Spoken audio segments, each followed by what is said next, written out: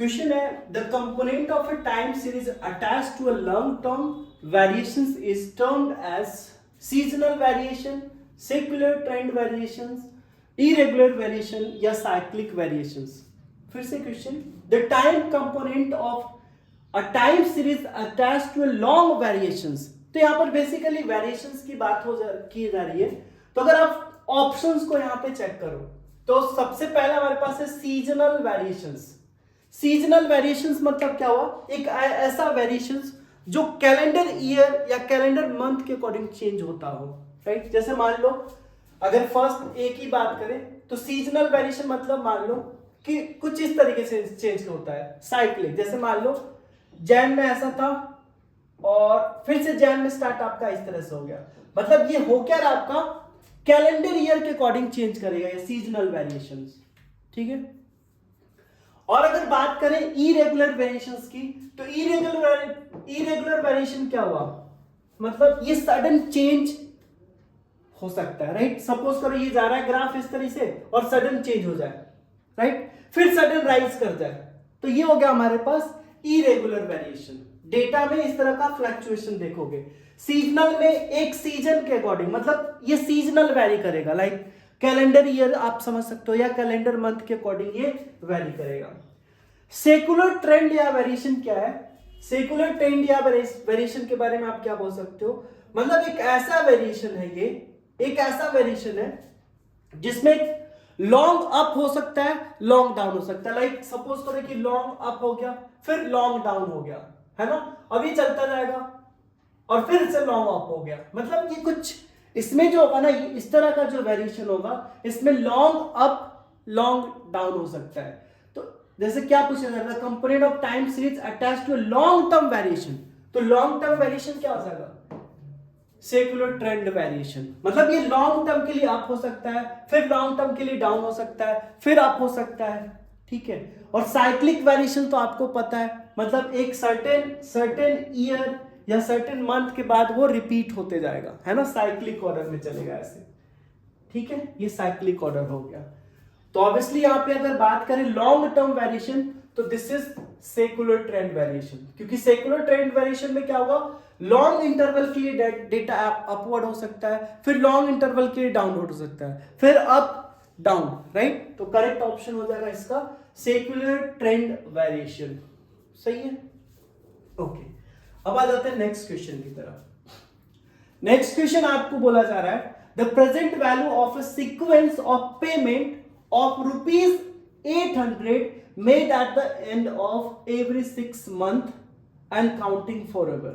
The present values of a sequence of payment, मतलब 800 का payment हर एक 6 मंथ के एंड पे किया जा रहा है और वो करता जा रहा है, ठीक है। If money growth is 4% per annum compounded semi annually, ये ध्यान रखना आपको, राइट। यहां पे आपको क्या बोला जा रहा है, क्या बोला जा रहा है, if money worth 4% per annum compounded semi-annually, then the present value of the sequence is what? तो सिंपल सा ये फॉर्मूला बेस्ड क्वेश्चन। आर आपको यहां पे दिया हुआ है ₹800, आर आपके पास ₹800 है हर एक 6 मंथ पे दिया जा रहा है, ठीक है। 4% per annum compounded semi annually, तो यहां पे आई कितना हो जाएगा, ध्यान से 4, यहां पे सेमी एनुअली की बात की जा रही है तो हम यहां पे क्या करेंगे 200, एनुअली होता तो यहां पे हम 100 करते, तो सेमी एनुअल मतलब 4% आपका सेमी एनुअल है, राइट ना, तो यहां पे 200 में बात करेंगे तो ये हो गया। उसके बाद आपको क्या चाहिए, आपको चाहिए P, है ना, तो P का सिंपल सा फॉर्मूला होता है R अपॉन I। तो R कितना है आपका, यहां पे R is 800 divided by 4 by 200, ये 200 आपका चला जाएगा ऊपर, सो 800 बाय 4 इंटू 200। अब इसको आप सिंप्लीफाई कर दो, you will get the answer.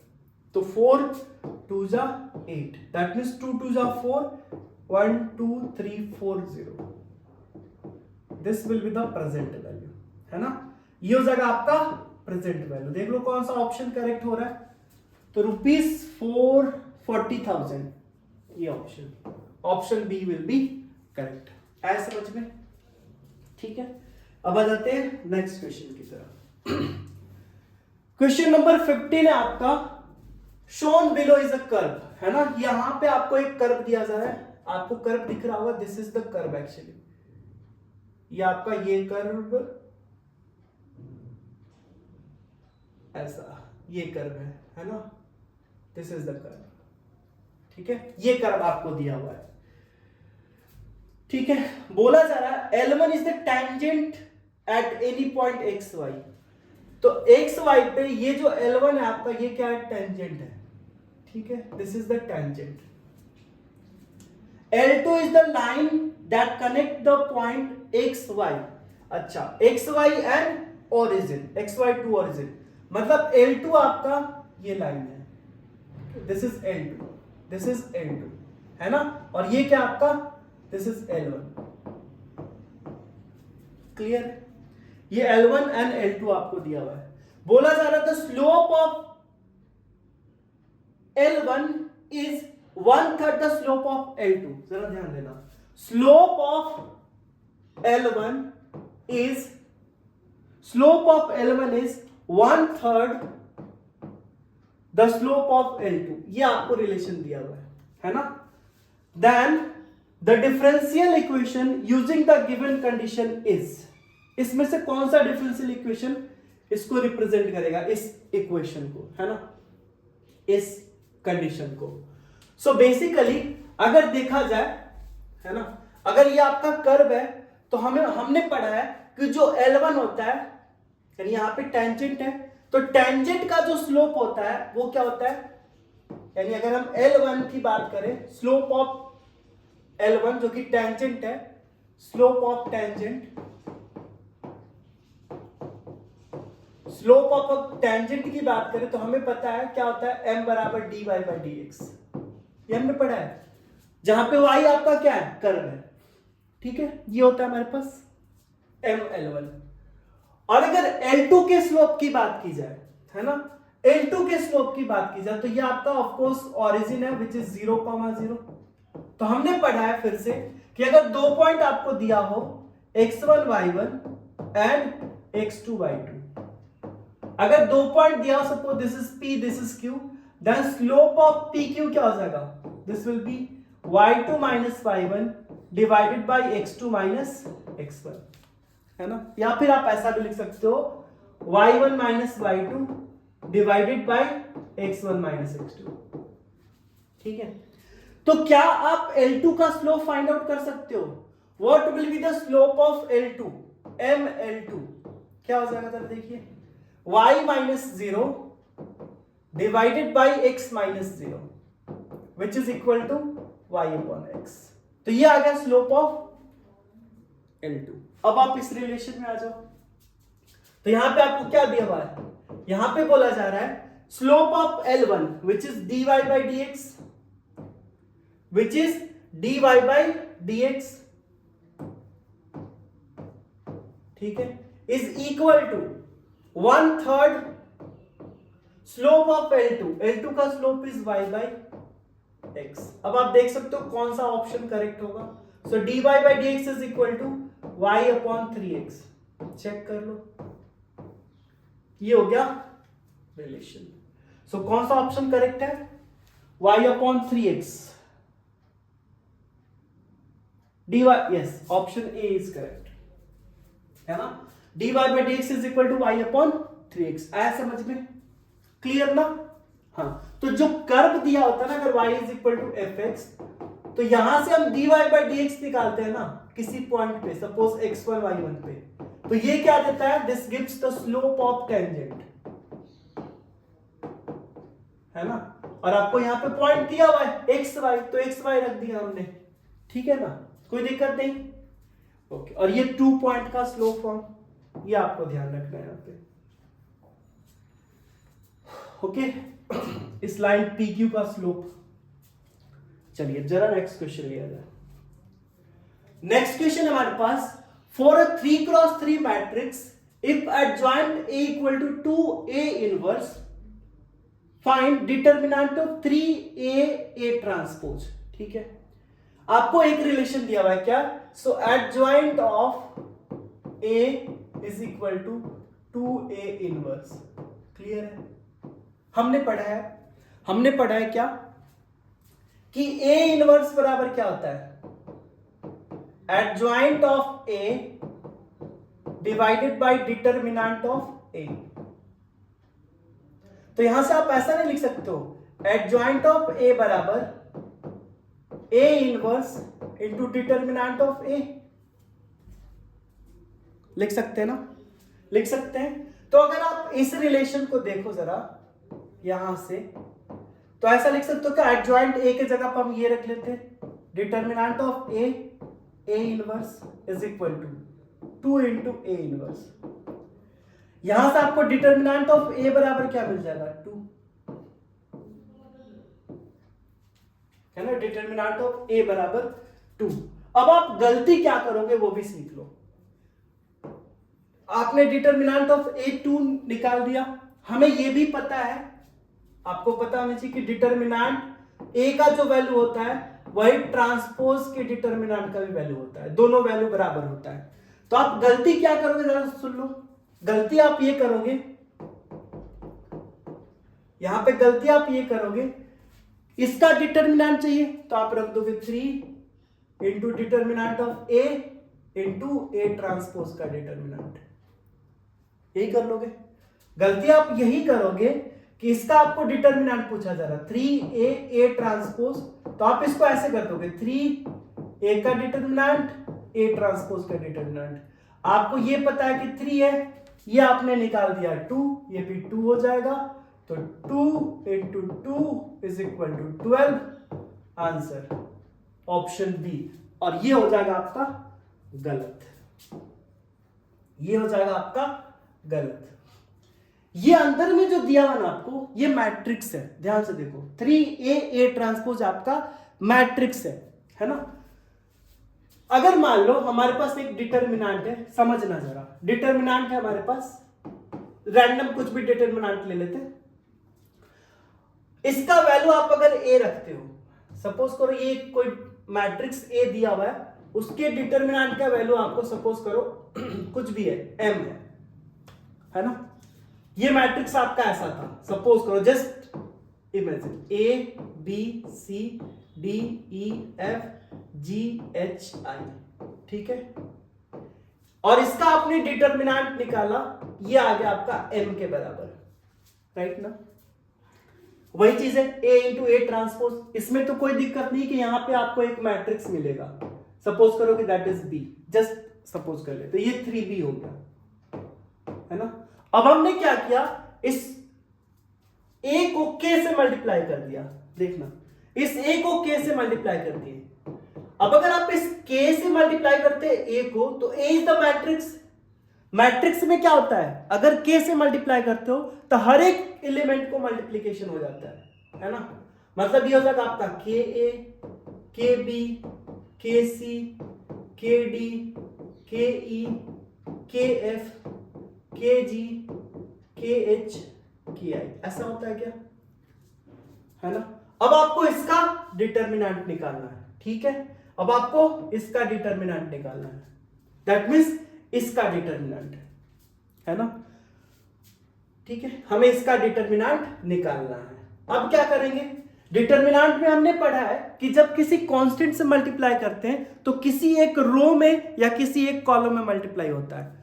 तो अगर आप इसमें से कॉमन ले वो डिटरमिनेंट सॉल्व करने के लिए, तो इस वाले रो से k कॉमन, इस वाले रो से k कॉमन, इस वाले रो से k कॉमन। अब आपका डिटरमिनेंट बन जाएगा ऐसा, a b c d e f g h i, मतलब k इंटू a का जब आप डिटरमिनेंट निकाल रहे थे तो क्या होता है आपका k cube and determinant of a। ये तो आपका डिटरमिनेंट ऑफ a है ना? ये समझ में आया? यानी किसी कांस्टेंट से अगर मैट्रिक्स में मल्टीप्लाई करते हो तो ध्यान रखना, k a का अगर डिटरमिनेंट ले रहे हो तो this will be k to the power 3। क्यों हुआ? क्योंकि 3 आपका ऑर्डर है, 3 क्रॉस 3, तो यहां पे आप लिख सकते हो n डिटरमिनेंट ऑफ a। ये ध्यान रखना, बहुत इंपॉर्टेंट फॉर्मूला, है ना। k का अगर k का डिटर्मिनेंट लेते हो तो k to the power n determinant of a, जहां पे n क्या है आपका order of the matrix.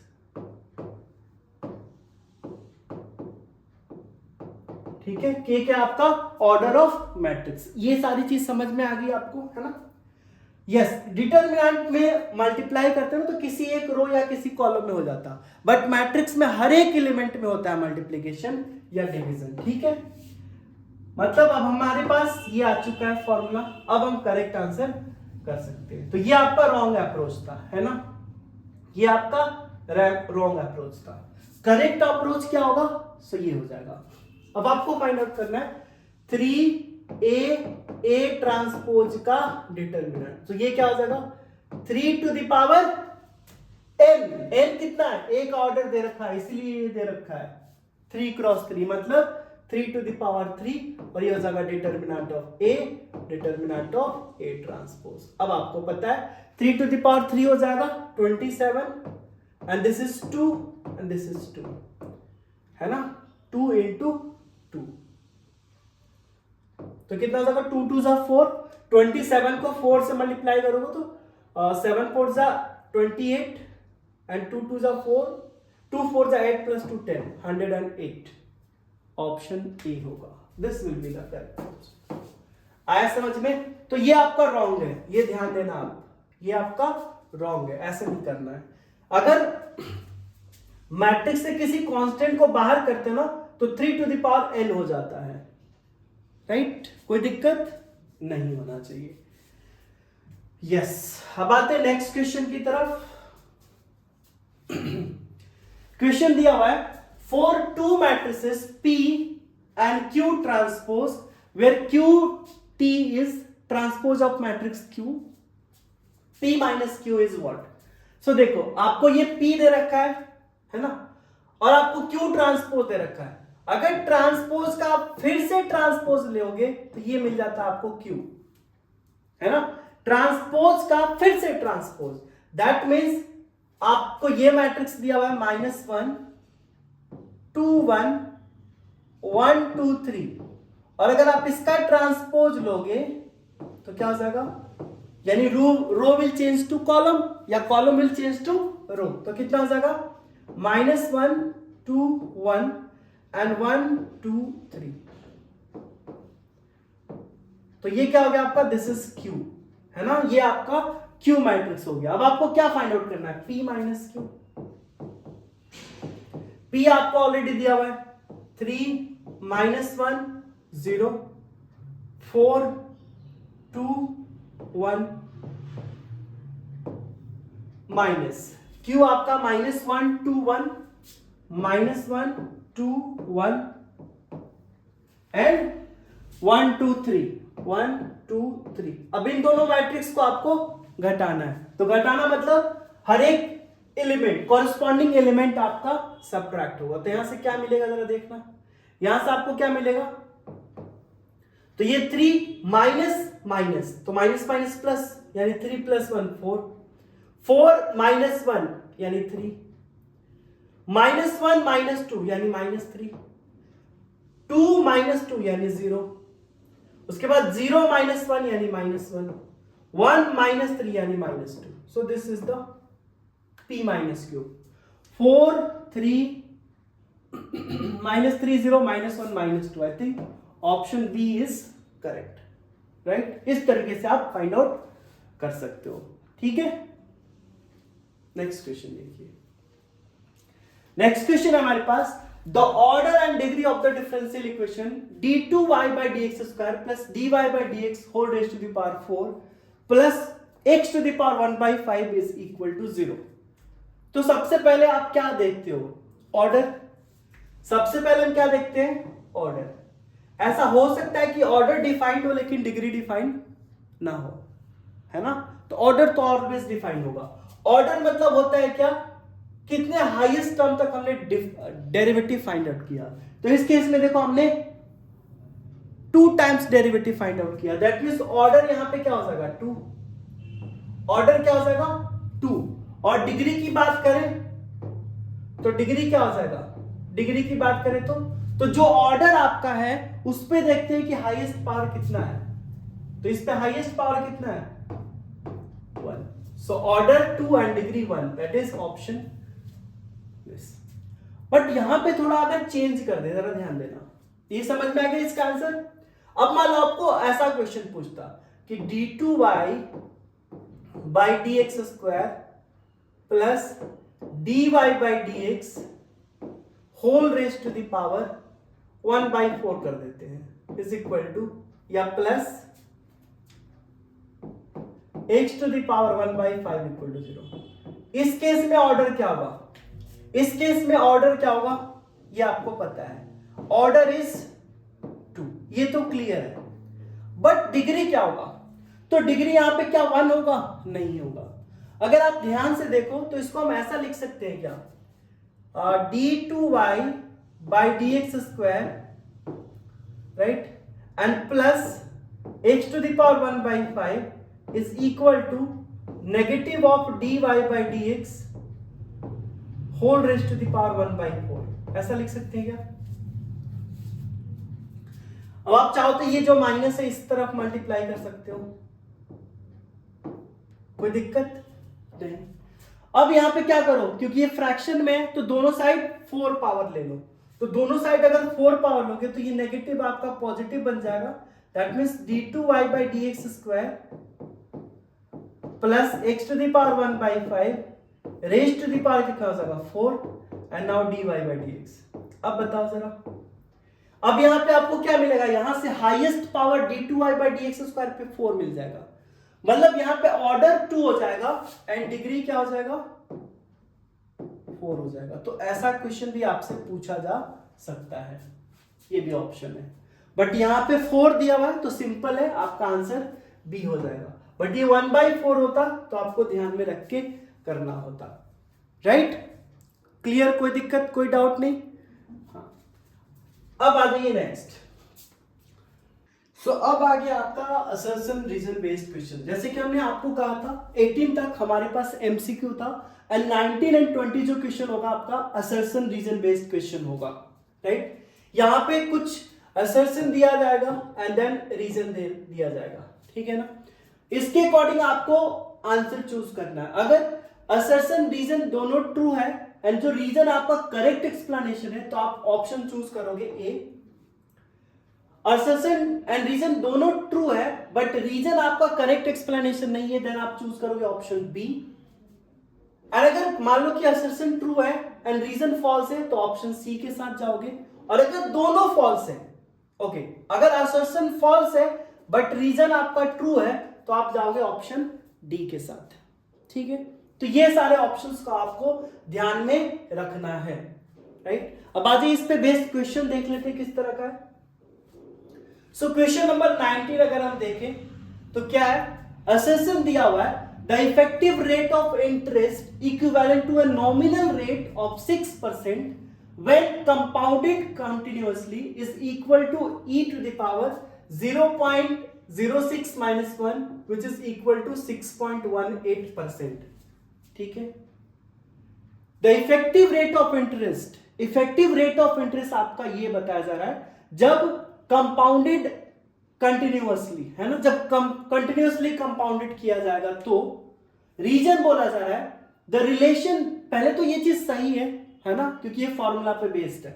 The relation between effective rate of interest and nominal rate, ये आपका क्या है, नॉमिनल रेट है ना यहां पे, और ये आपका इफेक्टिव रेट है of the interest R effective बराबर e to the power r minus 1। Simple सा है, आर इफेक्टिव जो होगा ये क्या हो जाएगा e to the power nominal rate minus 1, यही फॉर्मूला होता है। तो यहां पे इफेक्टिव जो है आपका इफेक्टिव इंटरेस्ट हो जाएगा e to the power r minus 1, और इसको अगर सॉल्व करोगे ऑब्वियसली e का वैल्यू होता है 2.71828। दैट मींस अगर इसको सॉल्व करते हो 2.718 रख के raise to the power 0.06 minus 1 तो आपको इतना मिलेगा 6.18। ये करेक्ट है ना। इसका मतलब हम कह सकते हैं कि आपका ये भी ट्रू है एंड ये भी ट्रू है, असर्शन भी ट्रू है एंड आपका रीजन भी ट्रू है, and yes reason is correct explanation of A, क्योंकि जस्ट फॉर्मूला पे ही तो है, राइट? तो हम कह सकते हैं इसका आंसर कितना हो जाएगा? Option A. Assertion and reason both are correct and reason is correct explanation of assertion A. सही है, तो option A will be correct for this question, क्योंकि जस्ट ये फॉर्मूला बेस्ड है ना। अब आ जाइए next 20th question, 20 number question. 20 number question बोला जा रहा है असर्शन में, अगर ए कोई मैट्रिक्स है, ए इक्वल टू ए आई जे, ए आई जे का वैल्यू एम होगा जब I equal to J, and 0 होगा जब आई नॉट इक्वल टू जे। जरा एक एग्जांपल ले लेते हैं, हम यहां पे बात कर लेते हैं ए आई जे का, ठीक है, ए आई जे का, हमने आई जे का वैल्यू 3 लिया, मतलब 3x3 मैट्रिक्स की बात कर रहे हैं, राइट? सो देखो, अगर 3x3 मैट्रिक्स की बात करें तो इसमें क्या बोला जा रहा है, अगर 3x3 मैट्रिक्स होता है ये कुछ ऐसा होगा, A11, A12, A13, A21, A22, A23, है ना, A31, A32, A33, ऐसा ही कुछ होगा। ये हो गया आपका मैट्रिक्स, ठीक है। अब क्या बोला जा रहा है, अब जरा इस चीज को ध्यान दो, आप इस चीज को ध्यान देना है। I इक्वल टू जी हो, I इक्वल टू जब J होगा मतलब 1 1 2 2 3 3, इस केस में आपका M होगा, इस केस में क्या होगा? M होगा। दैट मीन्स आप कह सकते हो कि हर एक यहां पे M, फिर से यहां पे इस जगह पे क्या हो जाएगा? आपका M हो जाएगा। करेक्ट है, क्योंकि हमने 1 1 2 2 एंड 3 3 M रख दिया। उसके बाद जहां पे I नॉट इक्वल टू जे है, I नॉट इक्वल टू जे मतलब ये हर जगह क्या हो जाएगा? 0 हो जाएगा। ओके, सो हर जगह 0 हो जाएगा, है ना।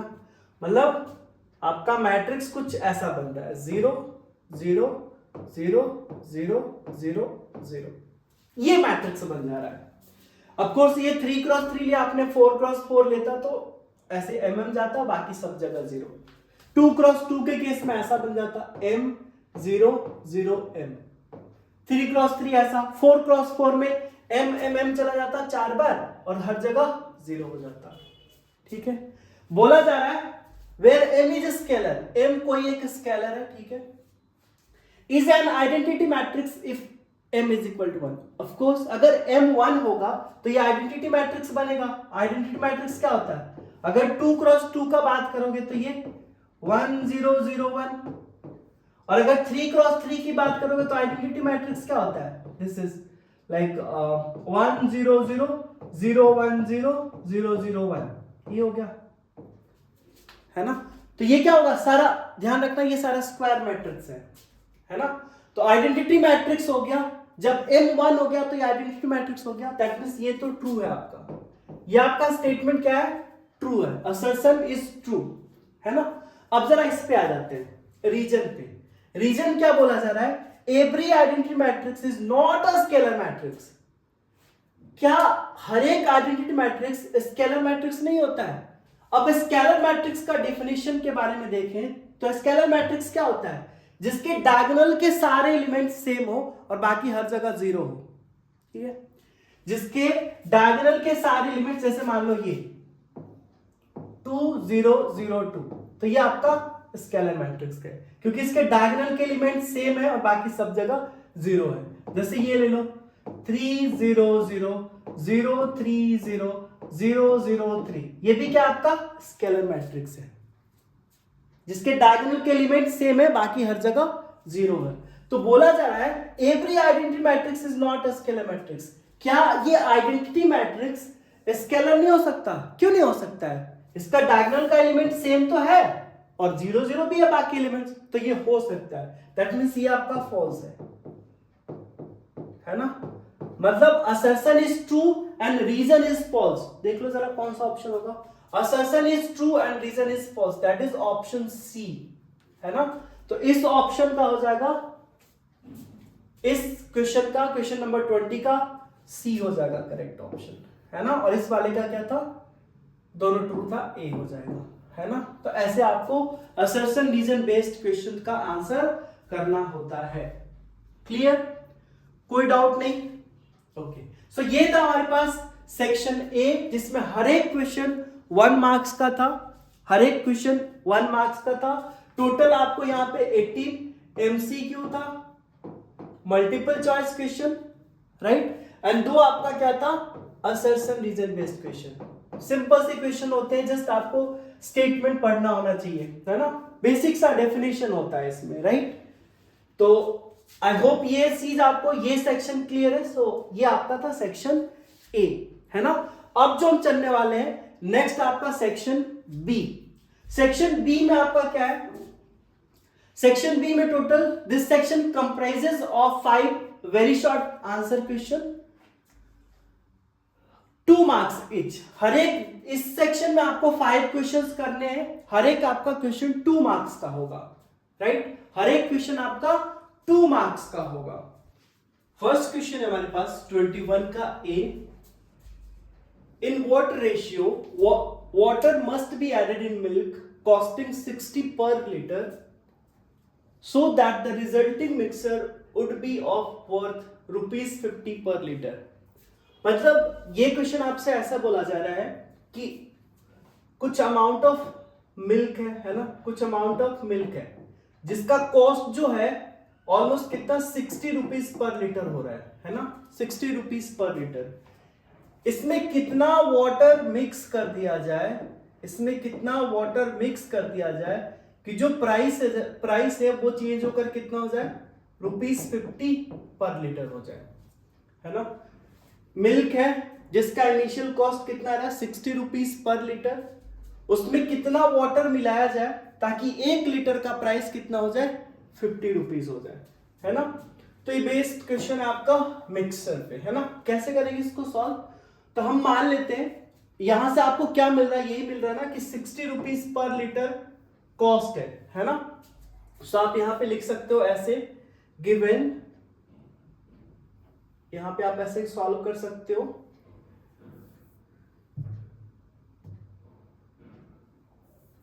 ओके, सो यहां पे गिवन है, गिवन क्या आपको, कॉस्ट ऑफ 1 लीटर मिल्क कितना है, ₹60, है ना, 60 पर लीटर है, ठीक है। अब हम मान लेते हैं, अच्छा 1 लीटर मिल्क का इतना दाम है, so cost of X litre milk कितना हो जाएगा, X लीटर मिल्क का कॉस्ट कितना हो जाएगा, so this will be like 60X, है ना, इतना रुपया हो जाएगा, है ना। आपको ये पता है यहां पे वाटर का कॉस्ट नहीं दिया हुआ है ना, तो यहां पे आप कंसीडर कर सकते हो 0, cost of 1 liter of water is equal to 0 rupees, right? So cost of y liter of water, y liter cost अगर वाटर मिलाते हो उसका भी कॉस्ट कितना हो जाएगा, 0, क्योंकि यहां पे नहीं दे रखा है। अगर दे रखा होता तो अलग लेते हम, है ना। ये हो गया। अच्छा, अब यहां पे ये भी बोला जा रहा है कि जब इन दोनों को मिक्स कर दिया जाए तो ऐसे लिख सकते हो, cost of x plus y litre of x plus y litre of, cost of x plus y litre of milk and water, इसका कितना हो जाएगा कॉस्ट। तो आपको देखो इस मिक्सर का कॉस्ट दिया रहा है कि 50 रुपीज हो जाए, तो यहां से कितना हो जाएगा, x प्लस वाई इंटू 50, इतना हो जाएगा, है ना। अब आपको पता है कि ये चीज और ये चीज दोनों इक्वल होना चाहिए, है ना।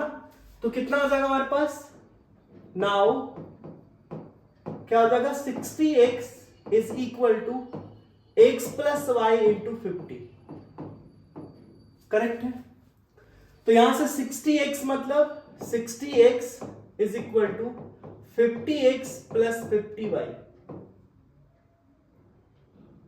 ठीक है। इस x को अगर इधर ले जाते हो तो कितना हो जाएगा, 10x बराबर 50y, राइट ना। अब यहां से आप फाइंड आउट कर सकते हो क्या, y upon x is equal to y upon x is equal to 10 upon 50 which is equal to 1 upon 5, है ना। यानी यहां से आपको क्या मिला, यहां से मिला y अपॉन x बराबर 1 अपॉन 5। और इसका मतलब क्या है कि अगर 5 लीटर मिल्क में अगर आप 1 लीटर वाटर मिलाते हो, 5 लीटर मिल्क में अगर 1 लीटर यानी 1/5 आप मिलाते हो ना, 1 लीटर में 1/5 आपका वाटर हो, तो उसका कॉस्ट कितना हो जाएगा, 50 रुपीज पर लीटर हो जाएगा, है ना। तो इस तरीके से आप इस क्वेश्चन को सॉल्व कर सकते हो। आया समझ में। हाँ, अब ये हो सकता था कि जैसे मान लो कि आपको मिल्क का कॉस्ट दे दिया, वाटर का भी कॉस्ट देता कि 5 रुपीज पर लीटर, तो हम यहाँ पे 5 लेकर चलते हैं, है ना। तो यहाँ पे 5 y हो जाता, तो यहाँ पे चेंज हो जाता है ना। तो ऐसे करके आप सॉल्व कर लेते हैं। Clear, okay. हाँ, तो जस्ट यही चीज आपको करके इस क्वेश्चन को सॉल्व कर लेना है। अब जरा नेक्स्ट क्वेश्चन देखिए। इसी का अगर बी पार्ट आप देखते हो, इसके बी पार्ट ऑलमोस्ट उसी के जैसा है। इसके बी पार्ट में क्या है, a pump can fill a tank with water in 2 hours। एक पंप है जो एक टैंक है ना, सपोज करो दिस इज अ टैंक। इस टैंक को कोई एक पंप है जो 2 hours में फिल कर देता है ना, भर देता है इसको। Because of leakage a pump can fill a tank with water in 2 hours। ये पंप इसको 2 घंटे में भर देता है ना। बिकॉज ऑफ लीकेज की वजह से इट टुक 7/3 hours, है ना। बिकॉज ऑफ लीकेज कितना ले रहा है, 7/3 hours, इतना घंटा ले रहा है ना, to fill the tank. How much time will it take for the leakage to drain all the water in full tank. मान लो, अब देखो, एक तो ये चीज है ना यहाँ पे कि एक टैंक है, अगर टैंक में कोई लीकेज नहीं रहता तो ये 2 घंटा में इसको फिल कर देता, भर देता पूरा। लेकिन लीकेज की वजह से ये इतना टाइम ले रहा है, ये इतना टाइम ले रहा है लीकेज की वजह से। मतलब यहाँ पे लीकेज है, तो उस लीकेज की वजह से अगर चाहे कि इस पूरे टैंक को खाली करा दे तो कितना टाइम लगेगा, यही आपसे क्वेश्चन पूछा जा रहा है। ठीक है, तो हम क्या करेंगे, हम निकाल लेंगे रेट कि जब टैंक में कोई लीकेज नहीं हो उस टाइम इसका रेट क्या हो जाएगा, जब लीकेज है उस टाइम इसका रेट क्या हो जाएगा। दोनों को रेट को घटा देंगे तो वो रेट किसका आ जाएगा, वो रेट आ जाएगा लीकेज का। राइट, समझिए जरा। यहां पे अगर हम ऐसा लिखें, रेट ऑफ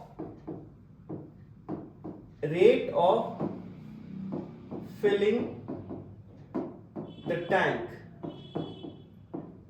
विदाउट लीकेज, है ना, विदाउट लीकेज। अगर कोई लीकेज ना हो तो कितना हो जाएगा रेट, तो 2 घंटा में फुल कर दे रहा है, इसका मतलब 1/2 हुआ। एक टैंक को भरने में उसको 2 घंटा लग रहा है। ठीक है, अब रेट ऑफ, यहां पे लिखेंगे rate of filling the tank with leakage. Leakage के साथ कितना हो जाएगा, सो 1 अपॉन कितना टाइम ले रहा है, 7/3 hours, 7/3 hours, मतलब ये कितना हो जाएगा 3/7। क्लियर है। अब हमने क्या कहा कि बिना लीकेज का इतना इस रेट से भर रहा है, यानी 2 घंटा में एक टैंक फुल कर दे रहा है। जब लीकेज है तो 7 घंटा में 3 टैंक फुल कर रहा है, यही हुआ इसका मतलब। अब अगर हम निकाल दें कि लीकेज कितना, लीकेज का क्या रेट है, तो रेट ऑफ लीकेज, है ना। लीकेज का रेट क्या होगा, रेट ऑफ लीकेज। तो लीकेज का रेट हो जाएगा आपका, लीकेज का रेट हो जाएगा, दिस विल बी लाइक 3 देखो अब यहां पे क्या हो रहा है 1/2 और ये इतना टाइम ले रहा है ना, तो हम क्या करेंगे, इसको सब्ट्रैक्ट कर देंगे, राइट ना। ये ऑलमोस्ट 0.7 है, तो हम क्या करते हैं 1/2 माइनस 3/7। ये हो क्या, ये किसका हो गया, रेट ऑफ लीकेज, है ना। क्योंकि रेट ऑफ जो टैंक फिल कर रहा है बिना लीकेज का इतना है और लीकेज के साथ इतना ले रहा है। आप समझो ना, आप ऐसे समझ लो, जैसे मान लो कि हम बात कर रहे हैं किसका, 3 टैंक, ये 3 टैंक फिल करने में 7 घंटा लगा रहा है, और ये 3 टैंक फिल करने में कितना लगाएगा, 6 आवर। 3 से मल्टीप्लाई कर दो ऊपर नीचे, तो ये 3 टैंक फिल करने में 6 घंटा लगा रहा है, और ये 3 टैंक फिल करने में 7 घंटा। मतलब यहां पे लीकेज हो रहा है, तो लीकेज का रेट कैसे मिलेगा, इसमें से इसको घटा दें, तो यही हो गया। तो यहां से अगर सब्ट्रैक्ट करते हो तो आपको क्या मिलेगा, so this will be, LCM लो तो 14 विल बी द एलसीएम, है ना। तो ये हो जाएगा आपका 7 माइनस 3 2 जा 6, दैट इज 1/14। अब इस 1/14 का मतलब आपको समझ में आ रहा है क्या, यहां पर हमने फाइंड आउट कर लिया क्या, rate of leakage. Rate of leakage क्या हो गया आपका, is equal to 1/14। 1/14 rate of leakage 1/14 आने का मतलब कि 14 आवर में वो टैंक पूरा खाली हो जाएगा। That is tank will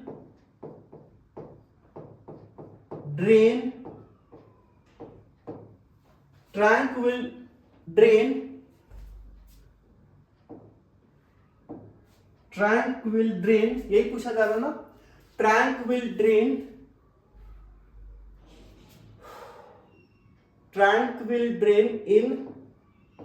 in 14 hours with leakage, है ना।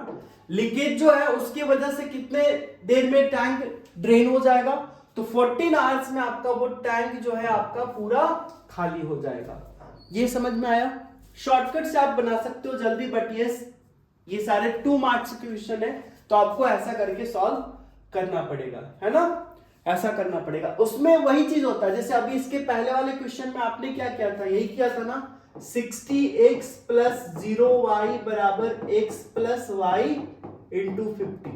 तो ये चीज आपको हर एक मेथड में करना होगा, ये मिक्सर के क्वेश्चन में आपको ऐसा करना होगा, क्योंकि इसका प्राइस 0 था। अगर प्राइस होता तो आप यहाँ पे रख लेते, 5 रुपए पर लीटर होता तो यहाँ पे रखते 5y, फिर y को इधर, x को इधर, ऐसे ही आपको सॉल्व करना होता है। बट वाटर का कॉस्ट नहीं दे रखा था, इसलिए हमने इसमें वाटर का कॉस्ट 0 रखा था। ठीक है, ये चीज समझ में आ गया। सिंपल सा क्वेश्चन था, ऐसे ही क्वेश्चन आपसे पूछे जाएंगे मैथ्स के अंदर, राइट। आ जाइए अब नेक्स्ट क्वेश्चन की तरफ चलते हैं। ओके, नेक्स्ट क्वेश्चन हमारे पास, in a 200 metre race A can give a start of 18 meter to B and a start of 31 meter to C in a race of 350 meter. How much start can B give to C?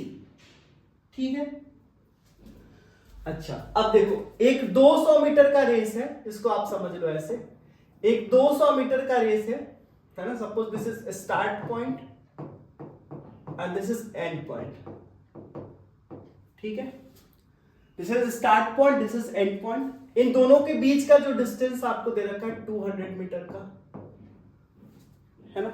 अब देखो क्या बोला जा रहा है यहाँ पे, जरा समझिए। बोला जा रहा है in 200 metre race A can give a start of 18 metre, मतलब अगर A यहां से स्टार्ट हो रहा है तो B आपका यहां पे है, और ये टोटल 18 मीटर है, ठीक है, ठीक है।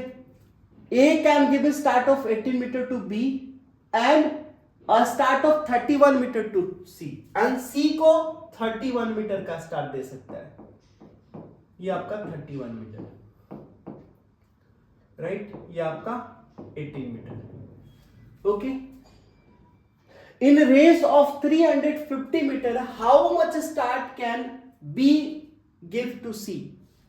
B give to C मतलब एक रेस होता है, आपने देखा होगा कि एक पीछे का जो रनर है वो दौड़ता हुआ आता है, दूसरे को पास दे देता है, फिर वो तीसरे को, फिर वो चौथे को, ऐसा होता है।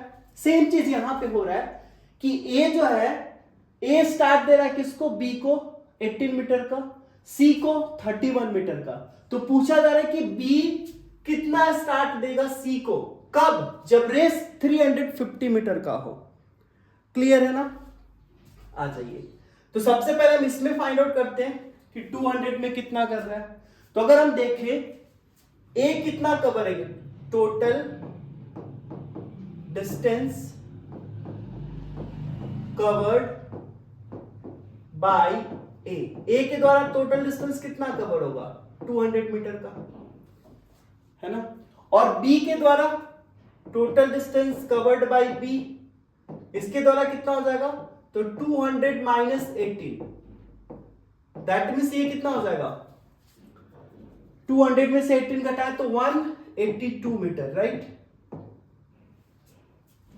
है ना। 82 plus 8 is 90 plus 10 100 and total distance covered by C कितना हो जाएगा, so this will be 200 minus 31 metre, मतलब ये कितना हो जाएगा 169 मीटर, ठीक है। तो देखो 200 मीटर का रेस था, 200 मीटर का रेस था, जिसमें बी को स्टार्ट मिल गया 18 मीटर का, मतलब बी 18 मीटर के बाद स्टार्ट कर रहा है। सी को स्टार्ट मिल गया 31 मीटर का, मतलब 31 मीटर बाद सी स्टार्ट कर रहा है, ठीक है। हमें क्या पूछा जा रहा है, अब देखना जरा ध्यान से। अब अगर मान लो आपसे पूछा जाए ए आपको कितना, ए का टोटल 200 मीटर का मिल रहा है स्टार्ट, मतलब ए आपका स्टार्टिंग से स्टार्ट किया यहां तक दौड़ गया, बी यहां से स्टार्ट किया यहां तक दौड़ गया, सी यहां से स्टार्ट किया यहां तक दौड़ गया, है ना। तो अगर हम यहां से देखें, अगर हम ये जानना चाहें कि ए बाई सी, है ना, क्योंकि ए ने सी को स्टार्ट दिया था तो कितना दिया था, तो अगर ए 200 मीटर दौड़ रहा था तो सी 169 दौड़ रहा था। हमें क्या पूछा जा रहा है, यही पूछा जा रहा है कि बी सी को कितना स्टार्ट देगा, है ना, बी सी को कितना स्टार्ट देगा। तो अगर हम ऐसा निकाल दें बी सी ये कितना स्टार्ट देगा, तो हम कुछ ऐसा कर लेते हैं, A by C into B by A, ऐसा कर सकते हैं क्या। बी बाई सी अगर निकालना है तो A by C into B by A, ऐसा कर सकते हैं, है ना, बिल्कुल। अब देखो आपको ए बाई सी पता है, ए बाई सी कितना है, A by C is 200 upon 169 into B कितना जरा देखो, बी आपका कितना है यहां पे, B is 182 and divided by A कितना है 200, मतलब यहां पे बेसिकली 182 बाय 169 आ गया, ठीक है। ये b बाई सी का मतलब 182 बाई 169, आप डायरेक्ट भी कर सकते तो b बाई सी 182 बाई 169। अच्छा हमने लिखा था 200 बाई 169, समझना जरा, 200 बाई 169 लिखा था, इसका मतलब क्या है, a जो है c को कितना स्टार्ट दे रहा है। अगर हमने ऐसे लिखा तो यहां पे क्या लिखा हमने कि a जो है c को कितना स्टार्ट दे रहा है, तो 200 माइनस 169 यानी 31 मीटर का स्टार्ट दे रहा है। अगर b बाई सी इतना आया है, इसका मतलब आप डायरेक्ट भी लिख सकते हो b बाई सी, है ना, ये सारा नहीं भी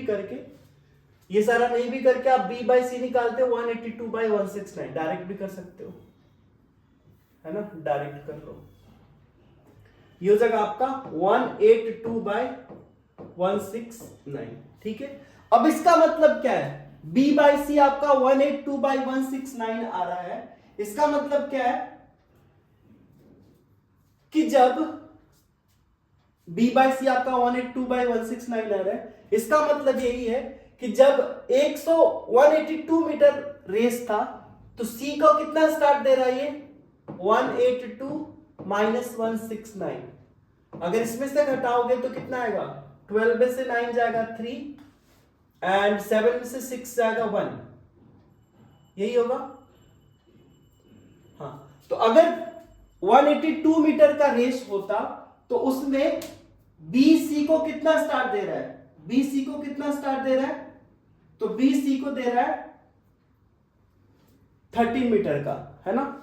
या फिर यहां से ये भी आप कंक्लूड कर सकते हो कि जब B 182 चल रहा है तो C कितना चल रहा है 169 मीटर, बी अगर 182 मीटर चल रहा है तो सी कितना चल रहा है, सी चल रहा है आपका 169 मीटर, है ना। तो हम ऐसा लिखें व्हेन, इसी स्टेटमेंट को हम ऐसा लिखें when B covers 182 metre then C covers कितना 169 मीटर। सिंपल सा यही चीज को हमने लिख दिया कि जब बी आपका 182 मीटर कवर करता है तो सी उस टाइम कितना कवर कर रहा है, तो 169 मीटर। ठीक है, तो अगर ये मान लेते हैं कि जब बी आपका 1 मीटर कवर करेगा, है ना, तो सी कितना कवर करेगा, तो सी कवर करेगा 169 बाय 182 मीटर, इतना कवर करेगा। जब बी कवर कर रहा था 182 तो सी कर रहा था 169, तो जब 1 मीटर, अगर बी मान लो 1 मीटर कवर किया तो 169 बाई 182 मीटर कवर करेगा कौन, सी। अब बात किसकी हो रही है, बात हो रही है हमारे पास 350 के लिए, है ना। तो जब आपका बी 350 मीटर ट्रेवल करेगा, कवर करेगा, तो सी कितना करेगा, तो सी करेगा 169 बाय 182 इंटू 350, है ना। क्या यहां से कुछ कैंसिल होगा, क्या यहां से कुछ कैंसिल होगा, करके देखिए जरा। तो अगर देखें हम यहां से तो 2 से कटेगा 2 9 1 जा एंड 2 से 1 7 5, ठीक है। और भी कटेगा क्या, 91 और हमारे पास 169 बाई 91 आ रहा है, यही है 169 बाई 91। अब कटेगा क्या, 3 से नहीं, 91 9 प्लस 1 10 हो रहा है तो 3 से कटेगा नहीं। अच्छा 169 into 175 by 91, right, 169 by 175 by 91, इसको अगर सॉल्व करें तो कितना आएगा। अगर आप यहां पे ध्यान दो तो ये कैंसिल हो सकता है ना, 13 से कैंसिल हो सकता है, राइट। अगर आप ध्यान दो तो ये 13 से कैंसिल हो जाएगा, 13 7 जा एंड 13 जा, है ना। अब क्या 175 7 से कट सकता है, तो 7 2 जा, जरा करके देखें, ये हो जाएगा आपका 7 2 जा 14 3, यस 25 टाइम्स। दैट मीन्स कितना आ गया हमारे पास, 25 इंटू 13 मीटर। इतना कौन चलेगा, सी कवर करेगा। तो 25 इंटू 13 कितना हो जाएगा, 250, 25 10 जा एंड ये 75, दैट मीन्स 325, ठीक है। कहने का मतलब जब B 350 मीटर चलेगा उस टाइम C कितना कवर करेगा, उस टाइम C कवर करेगा 325 मीटर, ठीक है ना। जब B 182 चल रहा था उस टाइम C चल रहा था 169 मीटर। तो हमने ऐसे यूनिटरी मेथड से ये फाइंड आउट कर लिया कि जब 350 मीटर का रेस होगा, यानी जब B आपका 350 मीटर चलेगा उस टाइम आपका C कितना चल रहा है, 325 मीटर का। तो इस टाइम वो कितना स्टार्ट दे रहा था, इस टाइम दे रहा था आपका आई थिंक 13 मीटर का, है ना। तो अब कितना स्टार्ट दे रहा है जरा देखो। So B can give a start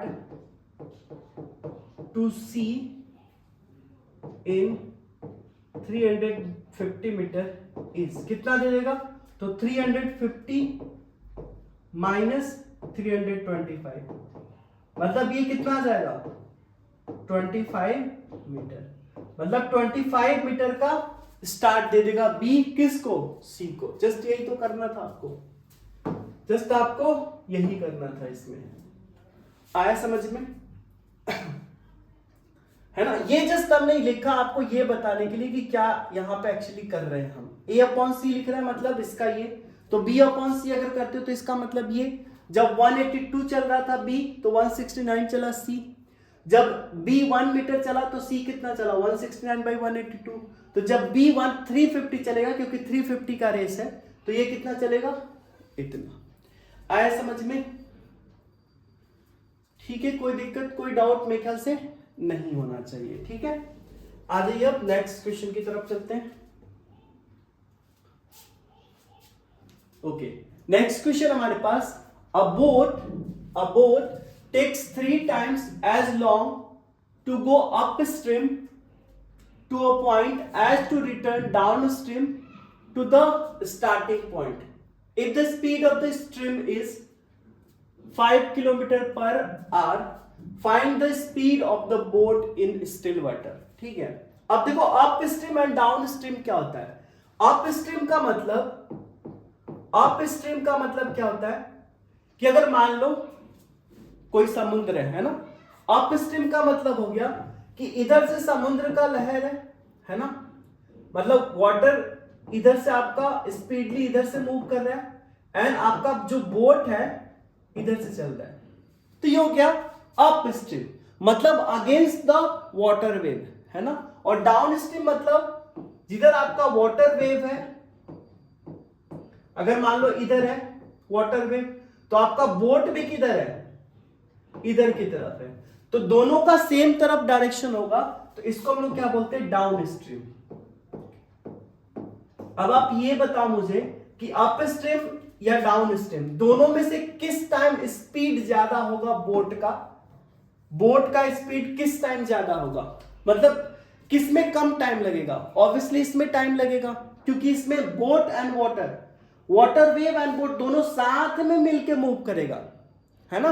अगर मान लो बोट का स्टिल वाटर में अगर बोट का स्पीड सपोज करो कुछ भी ले लेते 50 किलोमीटर पर आवर और इसका आपको दिया 5 किलोमीटर पर आवर, तो अब दोनों स्पीड ऐड हो जाएगा, 55 किलोमीटर पर आवर से चलेगा। लेकिन इसमें क्या है, अगर बोट का स्पीड 50 किलोमीटर पर आवर है तो 5 किलोमीटर ये घटा देगा, तो ये किस स्पीड से जाएगा, तो ये जाएगा आपका 45 किलोमीटर पर आवर से, है ना। और ये डाउन स्ट्रीम में कितने आ रहा है, तो ये आ रहा है 55 किलोमीटर पर आवर से, तो ऑब्वियसली ये कम टाइम लेगा और ये ज्यादा लेगा। ये चीज क्लियर हो गया। अब इसी पे बेस्ड आपका क्वेश्चन है, तो a boat takes thrice as long to go upstream, मतलब अप स्ट्रीम में जाने में अगर मान लो इसमें आपका टाइम t लग रहा है तो इसमें टाइम कितना लग रहा है 3t। ठीक है, इसमें टाइम अगर t लग रहा है तो इसमें टाइम कितना लग रहा है 3t लग रहा है, राइट। तो यही आपको फाइंड आउट करना, find the speed of the boat in still water. ये चीज क्लियर है, समझ में आ गया? ठीक है, यही कंसेप्ट पे बेस्ड आपका ये क्वेश्चन है। तो हमें क्या फाइंड आउट करना है, हमें फाइंड आउट करना find the speed of the boat in still water. तो हम ये मान लेते हैं,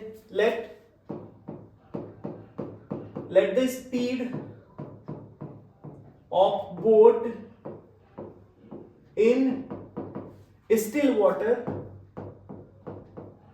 वाटर मतलब जब पानी रुका हुआ, जब वेव नहीं है, तो स्टिल वाटर में let the speed of the boat in still water is कुछ मान लो x किलोमीटर पर आवर, हमने मान लिया, ठीक है, x किलोमीटर पर आवर, ये ध्यान रखना, हमने मान लिया स्टिल वाटर का x किलोमीटर पर आवर। अब ये बताओ जरा speed of boat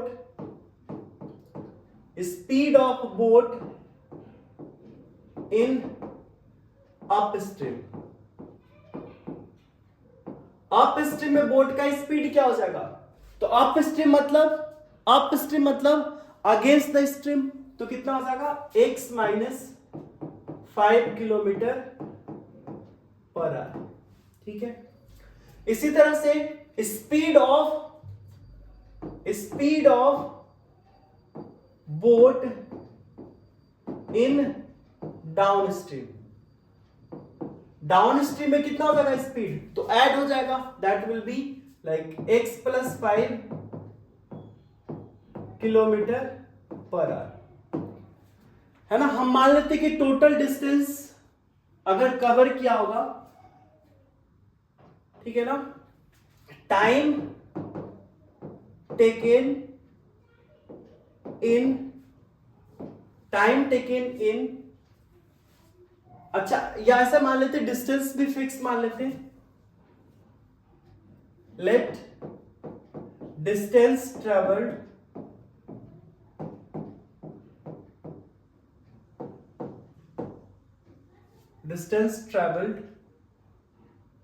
is sorry y kilometre, है ना, y किलोमीटर डिस्टेंस ट्रेवल कर रहा है एक डायरेक्शन में, है ना, एक डायरेक्शन में। तो क्या होता है, हमने पढ़ा है, हमने क्या पढ़ा है, एज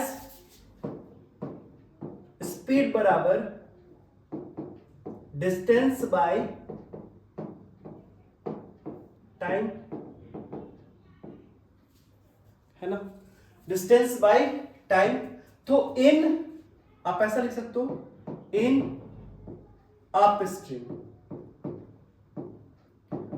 स्ट्रीम में क्या हो जाएगा, तो अप स्ट्रीम में आप लिखोगे स्पीड आपका कितना है, x माइनस 5 बराबर, या फिर यहां से टाइम बराबर लिख दो ना डायरेक्ट, है ना, दिस इंप्लाइज टाइम बराबर क्या हो जाएगा, distance upon time, distance upon speed, है ना। तो यहां से हम क्या लिख सकते हैं, in up stream T1, in up stream T1 क्या हो जाएगा, डिस्टेंस, तो डिस्टेंस तो आपका y है, अपॉन स्पीड कितना हो जाएगा, अप स्ट्रीम स्पीड आपका x माइनस 5 है, दिस इज फर्स्ट, है ना। And now in down stream,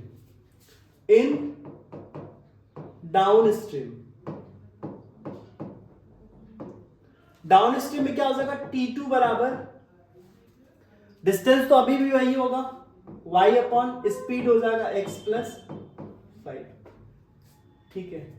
अब बोला जा रहा है अकॉर्डिंग टू क्वेश्चन क्या बोला जा रहा है कि आपका जो बोट है अप स्ट्रीम में 3 टाइम्स ज्यादा लेता है समय, है ना, तो ये हो जाएगा आपका 3, अब जैसे T2 है, T2 आपका ये टाइम लगा, तो क्या बोला जा रहा है, जो T1 है आपका 3 टाइम्स T2 है, ऑब्वियसली यहां पे T2 कम होगा कि डिनोमिनेटर में x प्लस 5 है, तो T1 is like y upon x minus 5 is equal to 3y upon x plus 5, ठीक है।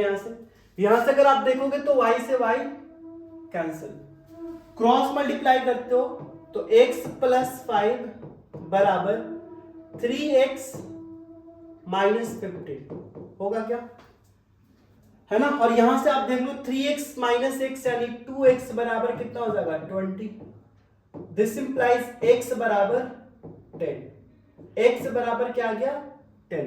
तो आप कह सकते हो speed of boat in still water कितना हो जाएगा, so this will B 10 kilometre per hour, ठीक है, 10 kilometre per hour water is कितना है 10 किलोमीटर पर आवर, क्योंकि हमने यही माना था, है ना।